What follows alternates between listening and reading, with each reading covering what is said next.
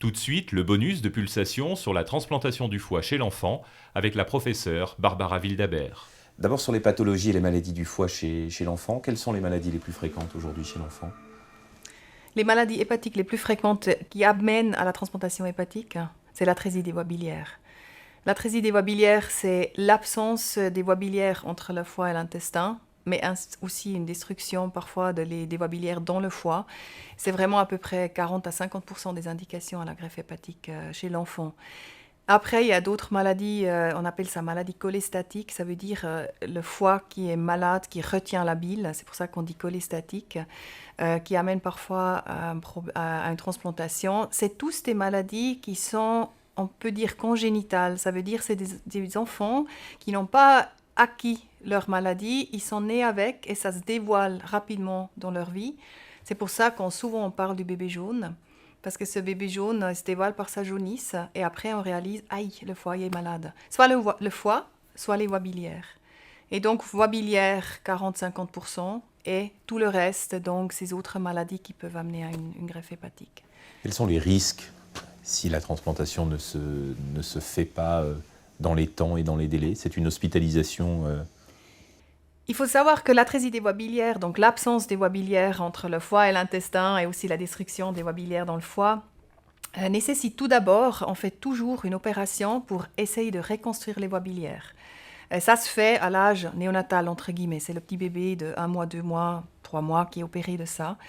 Et ça prolonge la vie avec le foie à soi-même. Donc l'idée de cette opération, c'est de garder le foie du bébé jusqu'à ce qu'il ait 4 ans, 6 ans, 10 ans, 15 ans, voire 20 ans.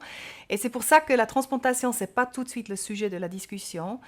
La plupart des patients sont transplantés tôt dans leur vie pour l'atrésie des voies biliaires et l'autre partie beaucoup plus tard.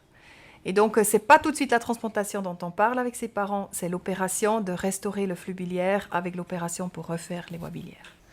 Un mot autour de la transplantation maintenant. Donc on a compris que ce n'était pas le premier réflexe ou le premier choix. C'est donc une opération qui s'impose. À quel moment vous décidez que la transplantation est obligatoire? C'est l'enfant qui nous dit. C'est l'évolution après cette opération qui s'appelle opération de Kasai. C'est M. Kasai de Japon qui l'a inventé, donc voilà, elle s'appelle comme ça, mais tout le monde l'appelle le Kasai. Donc après ce Kasai, on suit un petit peu comment va l'enfant. Est-ce qu'il déjeunit? Et c'est vraiment là, à ce moment-là, quand on réalise que cette opération a malheureusement pas pu restaurer le flux biliaire du foie vers l'intestin, et c'est pas toujours le cas. Là, on voit que le foie va continuer à souffrir parce qu'il déteste l'engorgement de bile dans le foie, et donc il va commencer à révolter, il va faire une cirrhose, et ça peut aller très vite. Si on voit que le Kasai ne marche pas, ça peut aller en quelques mois, on sait. En 2 mois, 3 mois, on sait que cet enfant nécessitera une transplantation. Ça ne veut pas dire qu'on va la faire tout de suite. Normalement, on a encore un peu de temps.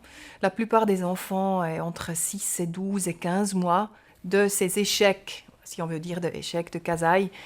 Donc, on a le temps de préparer la famille, préparer l'enfant, vacciner l'enfant, le nourrir bien. Mais c'est vrai, ça se décide assez rapidement, quand même. On transplante un enfant comme on transplante un adulte? Non, c'est différent. La transplantation d'un enfant est, pour le principe, bien sûr, la même chose. On enlève le foie qui est pourri et on remplace avec quelque chose de magnifique. Donc un foie qui marche bien, un foie qui est sain, un foie qui produit de la bile, un foie qu'on branche comme chez les adultes. Les techniques sont un peu différentes. Souvent, l'adulte reçoit un foie entier et extrêmement souvent chez nous, le foie de l'enfant qu'on transplante, c'est juste une toute petite partie du foie entier. On peut prendre la toute petite partie gauche de notre grand foie, c'est à peu près 25% du grand volume de foie. Et cette petite partie gauche, souvent chez les tout petits, on peut implanter chez le petit bébé. Et donc c'est vraiment différent que chez l'adulte, mais le principe est bien sûr le même. Vous greffez un foie d'adulte sur un bébé? Exactement. On greffe donc peut-être parfois un foie qui a 30 ans, 40 ans plus que le bébé. On le met dans ce petit bébé, le petit bout, et c'est vraiment magnifique parce que ce foie, il ne vieillit pas trop. On ne sait pas comment vieillit le foie. Notre grand-mère, elle n'est pas décédée d'une insuffisance hépatique normalement. Le foie a une capacité, c'est ça ce qui est magnifique avec le foie, vraiment. Il a une capacité de se tenir, de ne pas vieillir, de régénérer, de s'épanouir dans un petit jeune corps, de s'adapter et de donner une vie à cet enfant. Et c'est l'idée de la transplantation hépatique, de donner une qualité de vie et une vie à ses enfants à long terme. Et donc, oui, un adulte peut donner son foie à un enfant sans que ça ait des conséquences. Nous vous avons suivi au bloc avec un bébé de 7 mois que vous avez greffé. C'est une opération de routine pour vous? Je pense que c'est jamais routine. C'est une opération que nous connaissons bien, que nous maîtrisons bien, que notre équipe a l'habitude de faire. On est là pour ça. Mais je pense que c'est jamais routine. C'est bien de savoir ce qu'on fait, de connaître chaque pas. Je pense effectivement, je ne dois plus me préparer pour une greffe. Mais je dois être concentrée, je dois être là pour l'enfant. C'est chaque fois différent. Ce n'est jamais routine. La chirurgie n'est jamais routine. Je pense que c'est toujours différent et il faut être prête à voir l'individu qui présente toujours des particularités. Et c'est ça ce qui est intéressant aussi. Céline est différente qu'un Jacques, et Jacques est différent de je sais pas. Donc tout le monde est différent et chaque situation est différente et ça, ce qui est pareil, magnifique. Lorsque nous avons préparé cette émission et cet entretien, dans une des discussions que nous avons eues ensemble, vous avez insisté aussi sur la cicatrice chez l'enfant. Elle est importante, vous y attachez une importance particulière.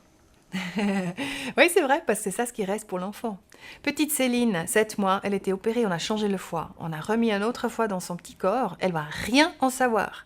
Elle va demander à maman, mais pourquoi est-ce que j'ai cette cicatrice ? Et il reste cette cicatrice sur le ventre. C'est la seule chose qui va la rappeler de ce qu'elle a vécu, que ses parents surtout ont vécu avec elle quand elle était toute minuscule. Et elle doit être jolie. Un, elle va être jolie. Et deux, elle est le miroir de la cicatrice que la maladie a quand même laissée dans son petit corps. Elle va être suivie toujours par des médecins. La cicatrice est le miroir de ce qu'elle a eu. Elle va jamais se débarrasser des médecins, mais elle doit être jolie. Donc oui, il reste une cicatrice à l'extérieur, mais aussi à l'intérieur. Ça, c'est aussi ça. Nous sommes ici à Genève, aux hôpitaux universitaires, centre de référence suisse sur ce domaine-là. Vous recevez des enfants de toute la Suisse. Vous voyez mon accent, je suis suisse alémanique, donc oui.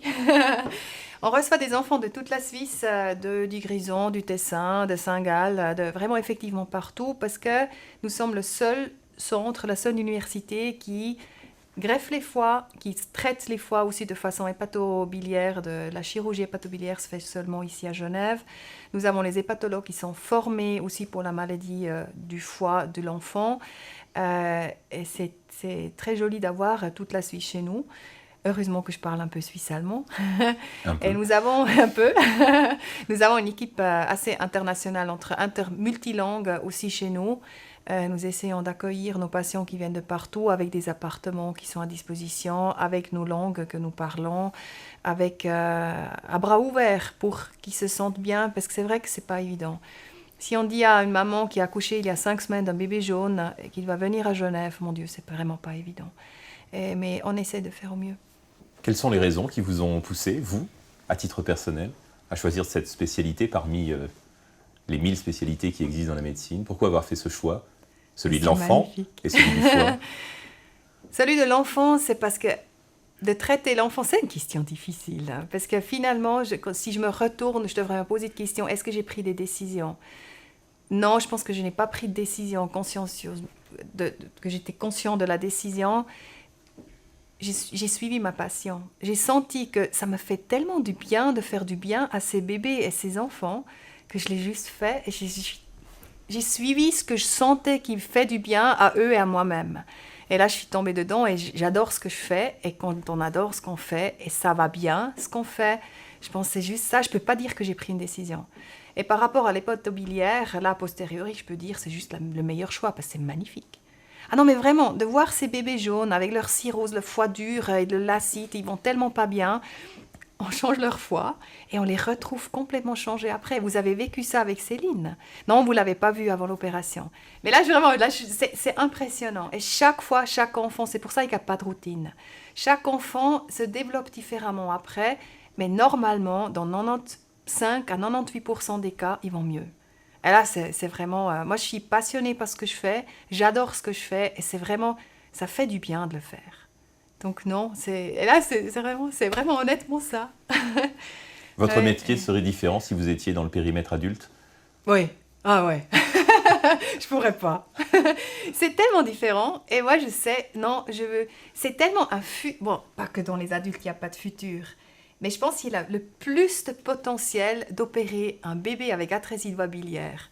C'est incroyable leur développement après la greffe. Et aussi après le casaille, par ailleurs, s'il marche. Et donc, non, je ne me vois pas chez les adultes. Vous gardez un contact, un lien avec ceux et celles que vous avez opérés? Oui. Je ne peux pas avec tout le monde parce que c'est beaucoup d'enfants, il y a vraiment beaucoup d'enfants que j'opère, mais il y a toujours un lien. On passe par une période extrêmement difficile avec les parents, le bébé n'en sait rien. Le bébé est juste souriant quand il a 3 ans, 5 ans, mais on passe par une période extrêmement difficile et ça marque pas seulement les parents, ça nous marque aussi, chaque fois. Je peux vraiment, si je me retourne, j'ai opéré presque une centaine maintenant de ces bébés jaunes, voire plus, non plus, et c'est chaque fois différent, et oui, on garde un lien.